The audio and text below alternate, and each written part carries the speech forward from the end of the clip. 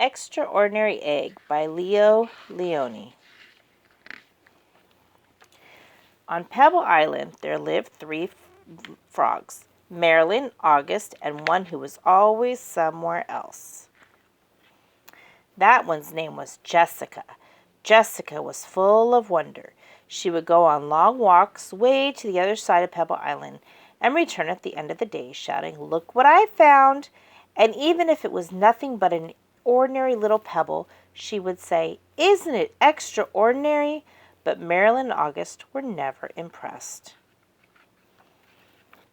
One day, in a mound of stones, she found one that stood out from all the others. It was perfect, white like the snow, and round like the full moon on a midsummer's night. Even though it was almost as big as she was, Jessica decided to bring it home.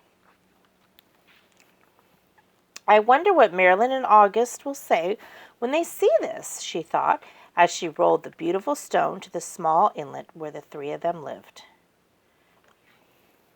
"Look what I found!" she shouted triumphantly. "A huge pebble!" This time Marilyn and August were truly astonished. "That is not a pebble," said Marilyn, who knew everything about everything.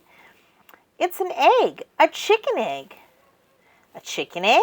How do you know it was a chicken egg?" asked Jessica, who had never even heard of chickens. Marilyn smiled. "There are some things you just know." A few days later, the frogs heard a strange noise coming from the egg.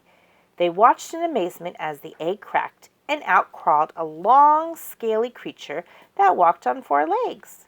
"See!" exclaimed Marilyn. "I was right. It is a chicken." "A chicken!" they all shouted. The chicken took a deep breath, grunted, gave each of the astonished frogs a look, and said in a small, raspy voice, "Where's the water?" "Straight ahead," the frogs cried out excitedly.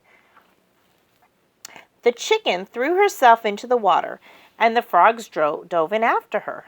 To her surprise, the chicken was a good swimmer, and fast too, and she showed them new ways to float and paddle.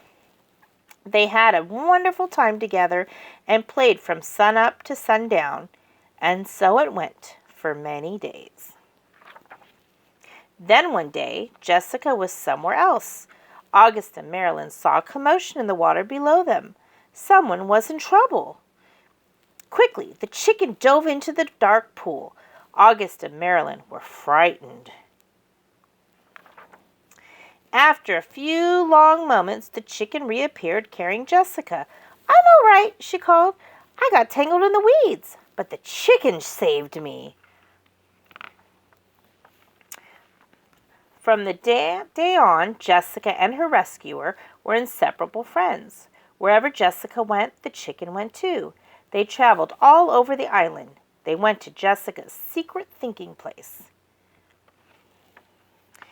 and to the Great Pebble Monument. One day, they went to a place where Jessica had never been before. A red and blue bird flew down from a tree. "Oh, there you are!" it exclaimed when it saw the chicken. "Your mother has been looking all over for you. Come, I'll take you to her." They followed the bird for a very long time. They walked and they walked. They walked under the warm sun and the cool moon, and then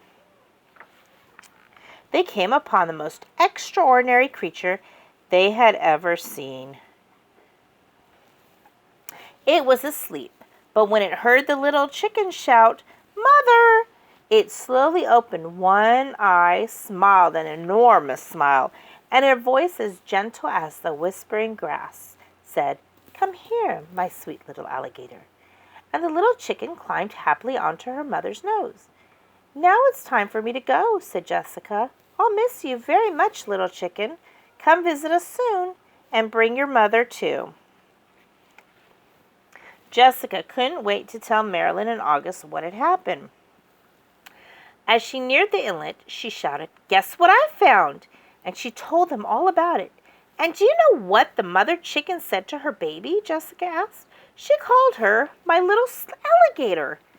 "Alligator," said Marilyn. What a silly thing to say! And the three frogs couldn't stop laughing.